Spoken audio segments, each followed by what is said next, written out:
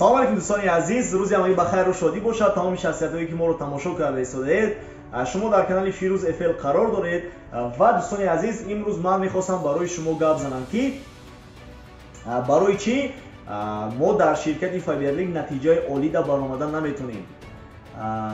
Сабабаш ҳамин аст дӯстони азиз ки мо шумо тайёр нестем барои радкуниҳои мардум. Мо шумо тайёр нестем ки мардум моро рад мекунанд ва мо ин радкуниҳоро бояд қабул кунем. Бинед дӯстони азиз, ман аз таҷрибаи худам барои шумо айни ҳол камакак мефаҳмонам, гап мезанам ва шумо худатон хулосаварорӣ кунед ки чӣ хел дар Faberlic пешравӣ карда мешавад ё ки намешавад. Бинед, ман вақте ки бизнеса сар кардам дӯстони азиз, якум шахсияте ки ман даъват кардам ба бизнес ин модарам буд. Модарам ба гап задам ки оча Faberlic дар хеле гап ҳаста, метавонӣ ки пули калон кор кунӣ, зиндагимон алиш мешавад, соҳиби даромади калон шида метавонем. Баъдан очам гуфт ки ман тара 11 сол мактаб хонондам, 4 сол дигар донишгоҳ хононда истам ки ту бирай дар Faberlic косметика буфурӯшӣ, помада буфурӯшӣ, мана дар кор нест, наку Faberlic. Модарам мара рад кард, яъне отказ кард ки накр намешава, и барои ту нест. Дута дига ман дӯсти ҷонӣ доштам, ҳамин шахсиятҳоро баъди модарам ҳамин шахсиятҳоро ман даъват кардам ба Faberlic, гуфтам ки биёед қадима бизнес кунед, кора сар кунед, пешравӣ калон карда метавонем. Ва ёрам ҳамин хел мара истодам тамошо кардан, гуфтанд ки ту дига кор надорӣ, нахо Faberlic, нахо бизнес, чӣ гуфтести ту, айдаста чӣ мебиёя, ту муҳандис шидести, инженер хондести ки барои дар Faberlic кор кунӣ. Ҳамин хел ҷуроҳомам қабул накарданд. Баъдан дар донишгоҳ ман дар донишгоҳи техникӣ мехондам, старстаи группа будам, 32 нафар ҳамкурс доштам.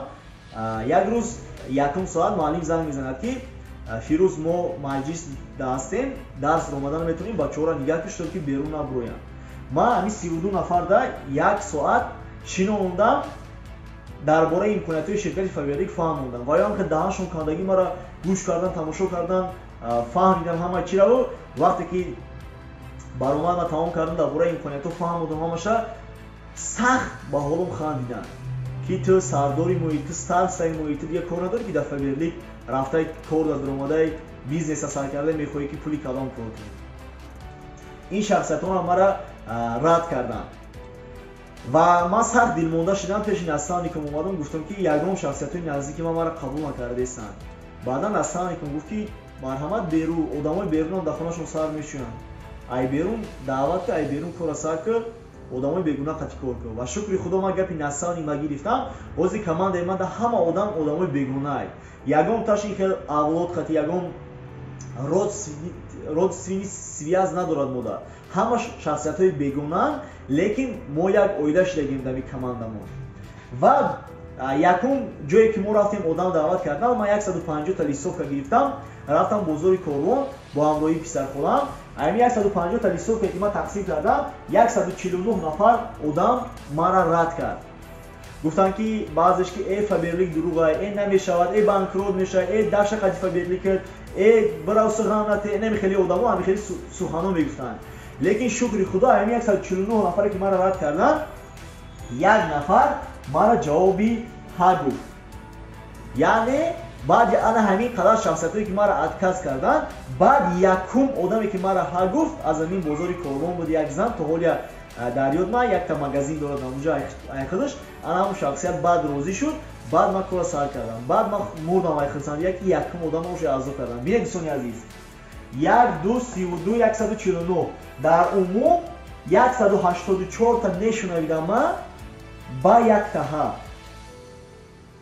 Якум одаме ки ман аъзо кардам пас аз 184 та небуд.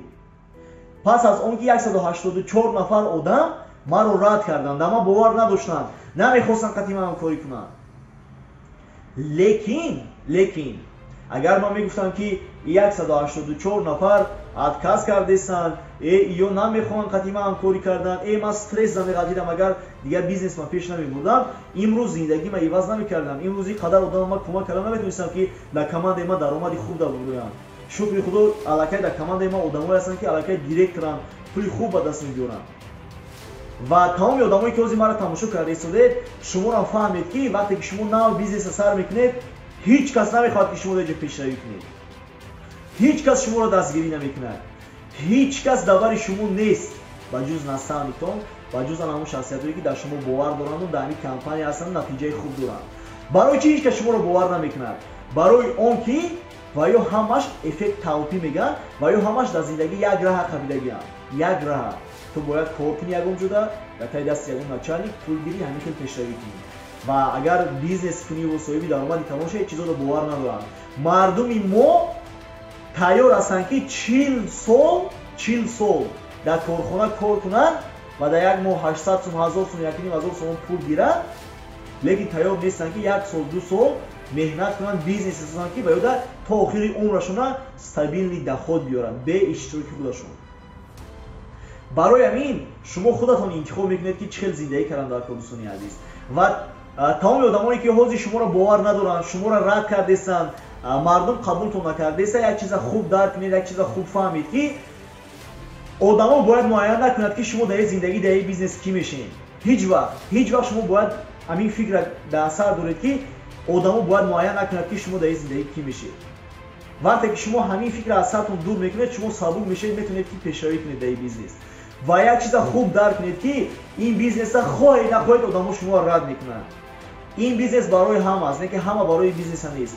شما مثل آفتاب باشید، همه را گرمیتون اتید، همه را امکانیتتون اتید، اما کلامی قبول نمیکنید، کلامی که سویاگی میکنید، کلامی که گرمی شما امکانیت شما معقول نیست، خوز و امکانیت ایدست میکرد، شما هیچی ایدست نمیکرد. برای همین با پیش حرکت کنید، هیچ وقت دلمانده نشید، همش میشود. من با شما باور دارم دوستان عزیز. سلامت و سربلند و موفق و کامیاب باشید. حتما فکرهای خودتون در کامنتاری نویسید، لایک شیر دیتون فراموش نکنید و با کانال فیروز افل بمانید. سلامت باشید.